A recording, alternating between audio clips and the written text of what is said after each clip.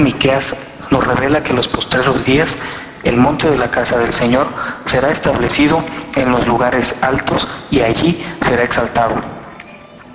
Uno de los secretos que mejor guarda Satanás es el significado y la importancia de los lugares altos.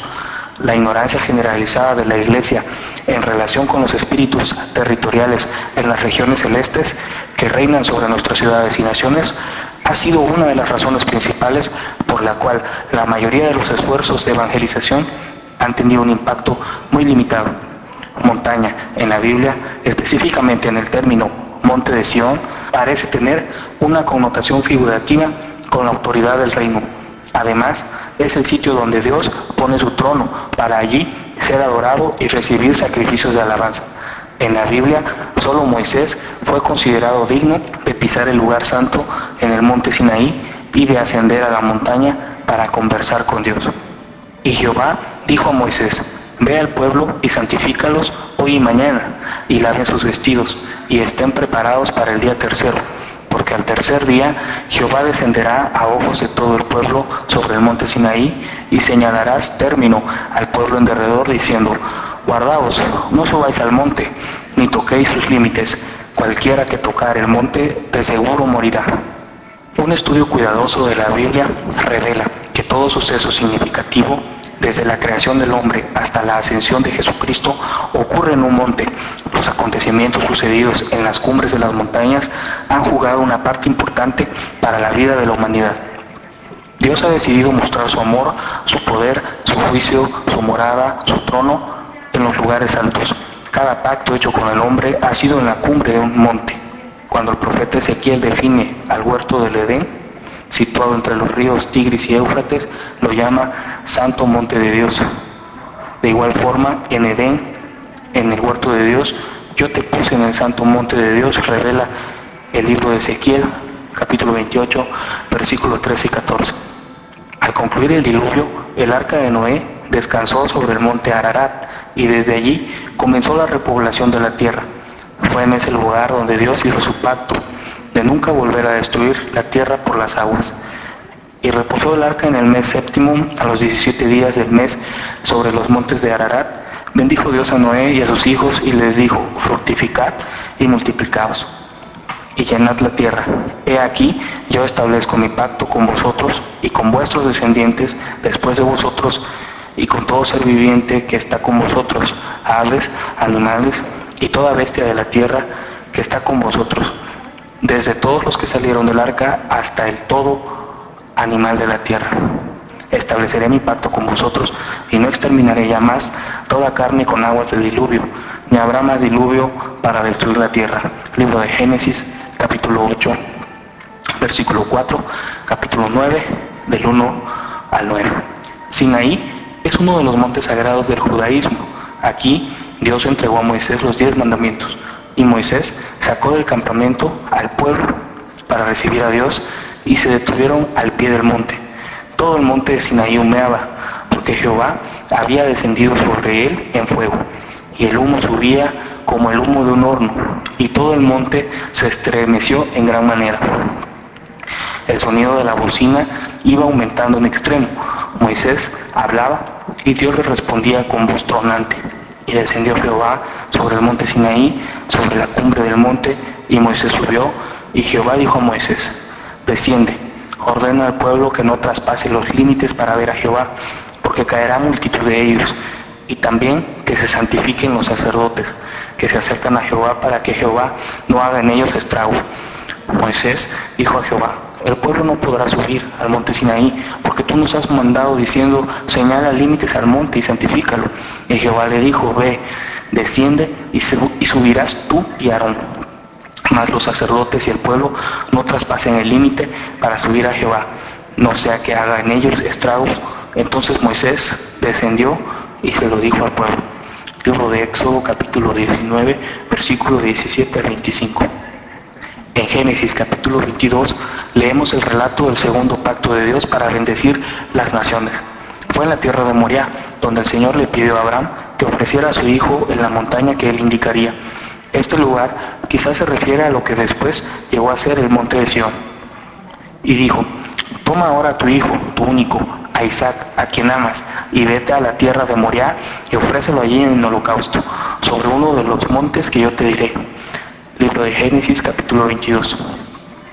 En otra referencia a este mismo monte, que dice: comenzó Salomón a edificar la casa de Jehová en Jerusalén, en el monte Moriah, que había sido mostrado a David su padre, en el lugar que David había preparado en la era de Ornán Jebuseo. Segunda de Crónicas, capítulo 3. En este mismo sitio, David, padre de Salomón, erigió el tabernáculo. El libro de Génesis nos ilustra. Y llamó a Abraham el nombre de aquel lugar: Jehová proveerá. Por tanto, se dice hoy: en el monte de Jehová será provisto. Y dijo: por mí he jurado, dice Jehová, que por cuanto has hecho esto y no me has rehusado tu hijo, tu único hijo, de cierto te bendeciré y multiplicaré tu descendencia como las estrellas del cielo y como la arena que está a la orilla del mar, y tu descendencia poseerá las puertas de sus enemigos. Libro de Génesis, capítulo 22. La ciudad de Sión era el centro del culto judío. Asimismo, el glorioso templo estaba localizado al norte del monte de Sión, la morada de Dios. Porque Jehová ha elegido a Sión, la quiso como habitación para sí. Este es para siempre el lugar de mi reposo. Aquí habitaré. Grande es Jehová y digno de ser en gran manera alabado. En la ciudad de nuestro Dios, en su monte santo, la hermosa provincia, el gozo de toda la tierra. Es el monte de Sión a los lados del norte, la ciudad del gran rey de Sión, perfección de hermosura. Dios ha resplandecido.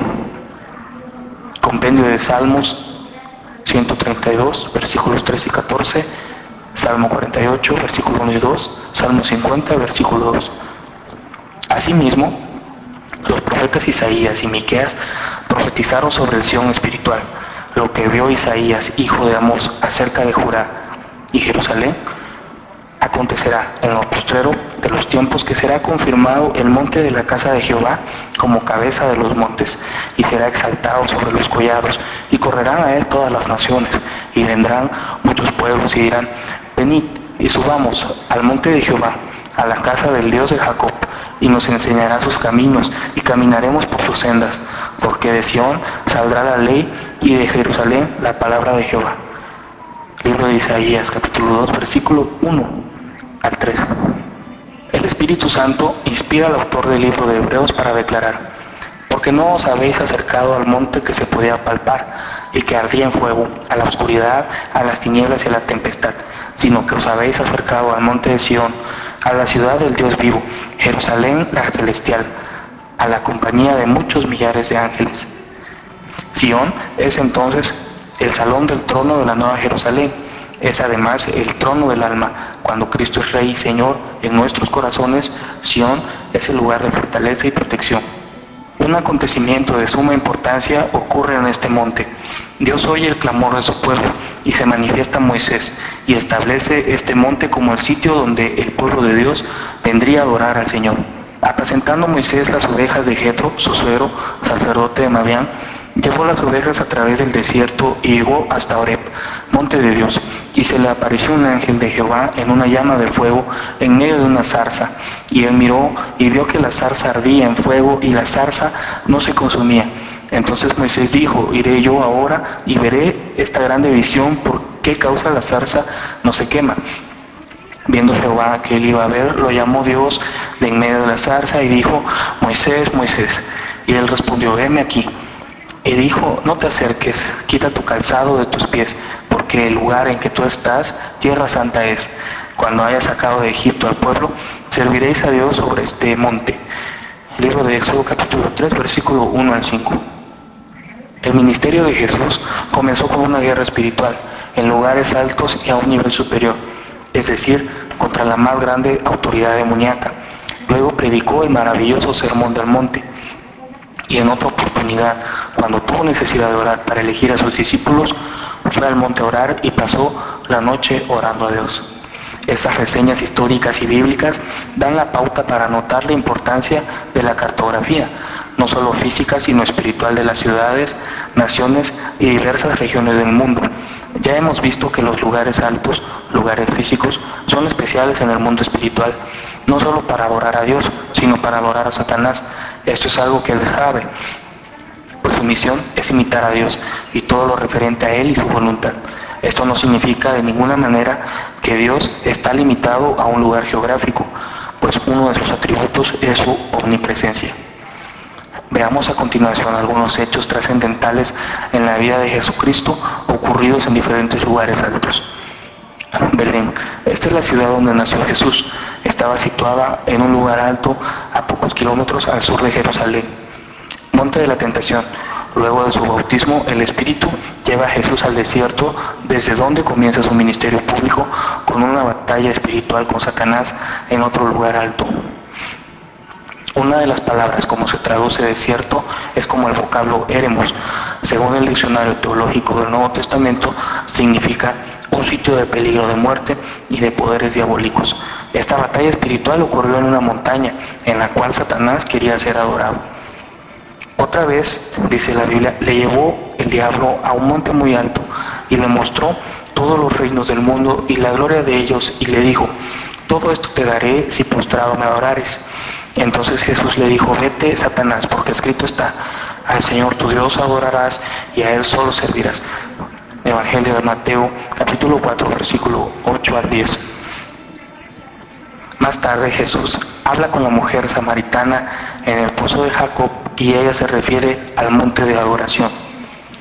Nuestros padres adoraron en este monte y vosotros decís que Jerusalén es el lugar donde se debe adorar.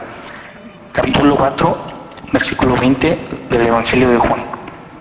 Ya en la dispensación de la gracia, bajo el nuevo pacto, Jesucristo mora en el corazón y nuestro cuerpo es el templo del Espíritu Santo.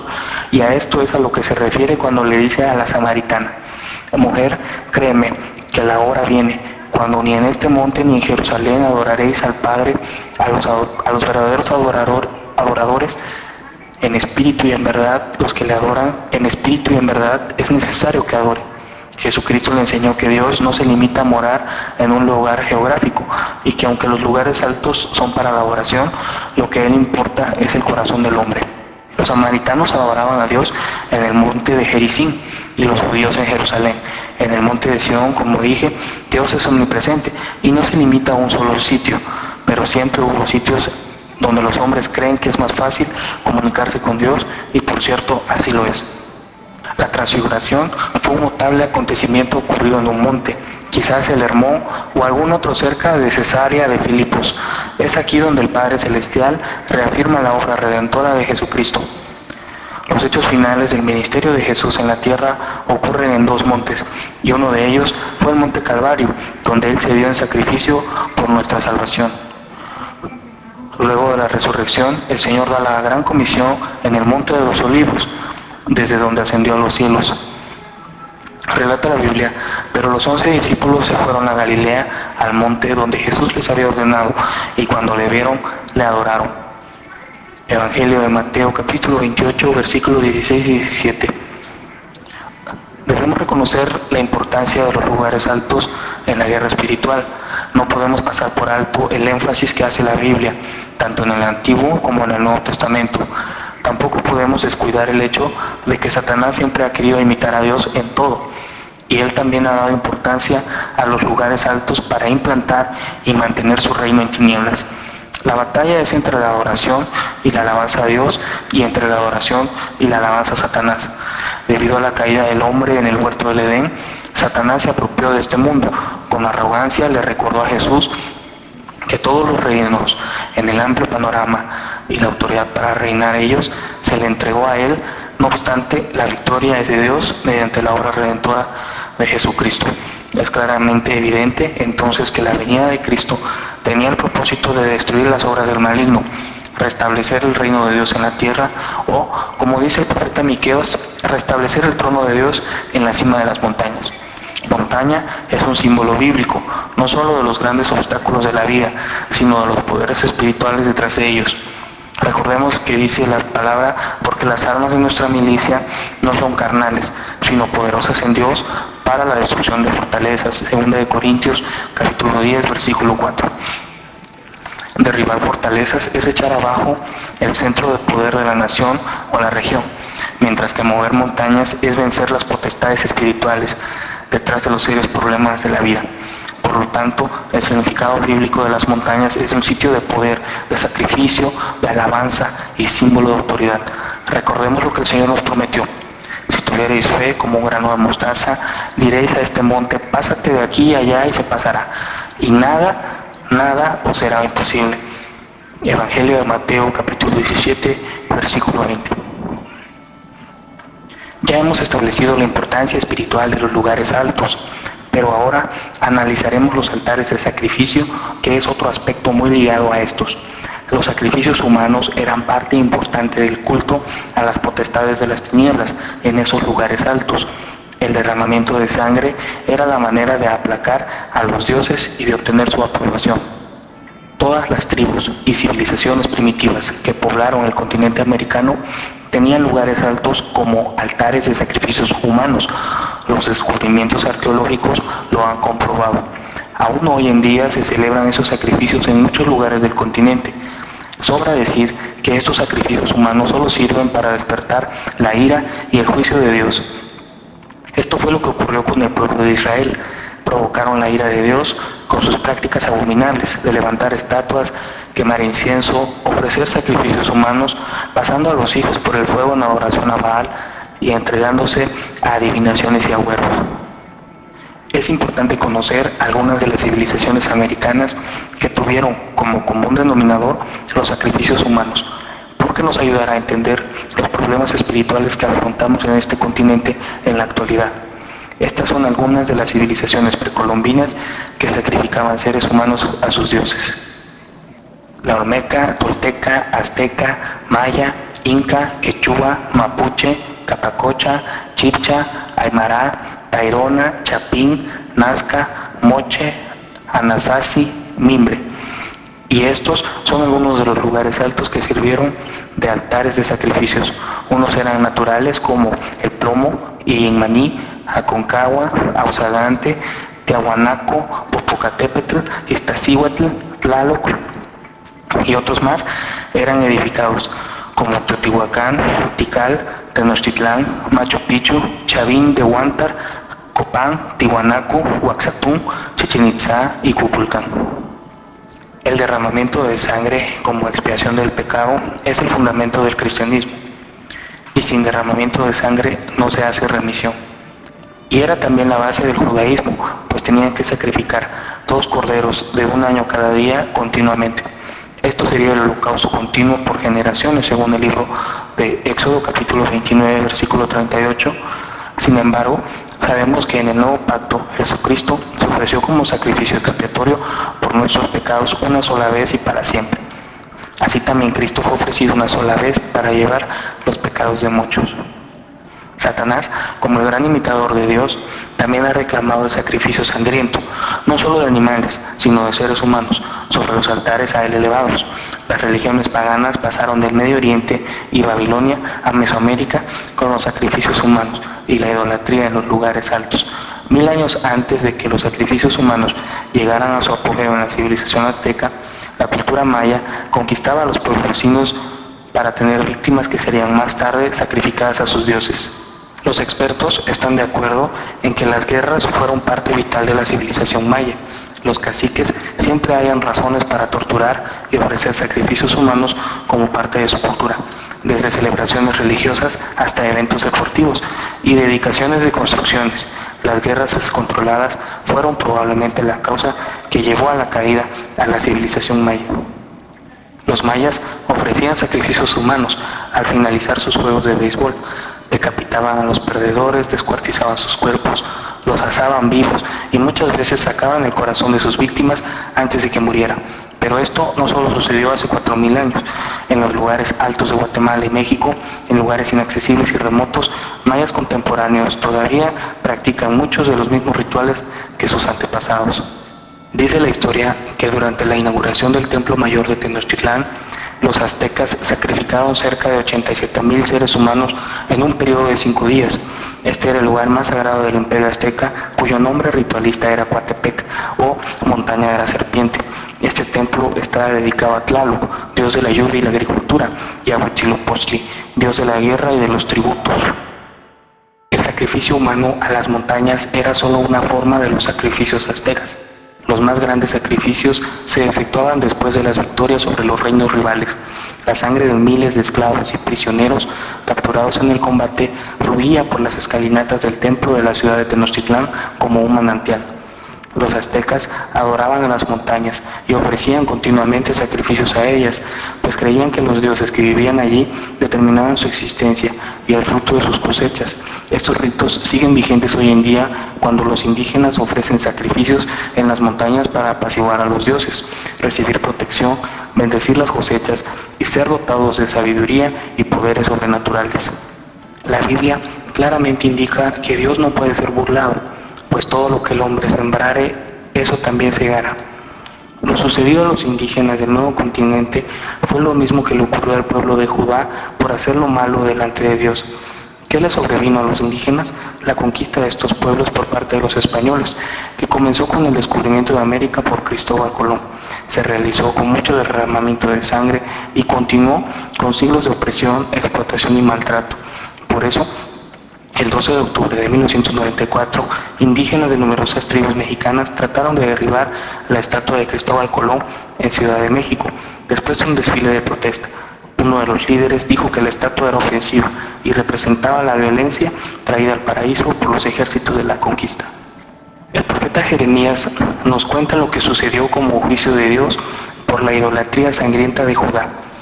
Y edificaron lugares altos a Baal para quemar con fuego a sus hijos en holocaustos al mismo Baal, cosa que no les mandé ni hablé ni me vino al pensamiento. Por tanto, he aquí vienen días, dice Jehová, que este lugar no se llamará más Tofet, ni valle del hijo de Hinnom, sino valle de la matanza. Y desvaneceré el consejo de Judá y de Jerusalén en este lugar, y les haré caer a espada delante de sus enemigos y en las manos de los que buscan sus vidas, y daré sus cuerpos para comida a las aves del cielo y a las bestias de la tierra. La conquista española cambió muchas de las prácticas religiosas indígenas. Algunas quedaron como expresiones meramente culturales y aún religiosas, como la adoración a las montañas y los altares de sacrificios, mientras que otras desaparecieron. En la actualidad, los indígenas de Centroamérica viven en una extraña mezcla de prácticas primitivas, paganas, amalgamadas con tradiciones católicas. Aparentemente, la vida ceremonial azteca consistía de peregrinaciones ceremoniales y procesiones a muchos de los montes sagrados, alrededor del Valle de México y Tepeyac, y sus colinas vecinas eran basílicas de suma importancia para las sectas del dios Tenochtitlán. De hecho, el culto a Guadalupe, con sus significados altamente católicos, expresa los sentimientos indígenas y la adoración a la diosa Tonatzin y a sus sectas. Asimismo, a lo largo de la cordillera andina, los pueblos indígenas continúan celebrando sus ritos y haciendo peregrinaciones a las montañas sagradas para ofrecer sacrificios a los dioses que representan. La Biblia menciona que principados y potestades de las tinieblas en los aires se encuentran activos y vivos en los montes y lugares altos de Centro y Sudamérica. Con la venida de los españoles y la colonización, muchas creencias paganas han sobrevivido disfrazadas con máscaras aceptables a las autoridades eclesiásticas. Los pueblos de Perú y Bolivia, que hablan el lenguaje quechua de los incas, adoraban a Illapa, al dios inca de las tormentas y la guerra, con el nombre de Santiago. Rituales dedicados a Pachacmama, diosa de la tierra y madre de las montañas, continúan en el nombre de la Virgen María. Hoy día, los quechuas de la región creen que San Pedro guarda la entrada al mundo espiritual encerrado entre los picos de la Montaña Blanca, o lo que es lo mismo, el monte Corupuna.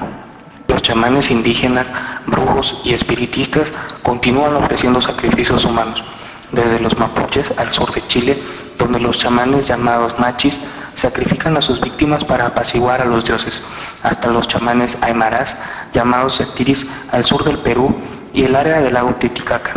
Aquí se celebran misas con sacrificios humanos pagados por narcotraficantes para recibir protección en sus nefastas actividades.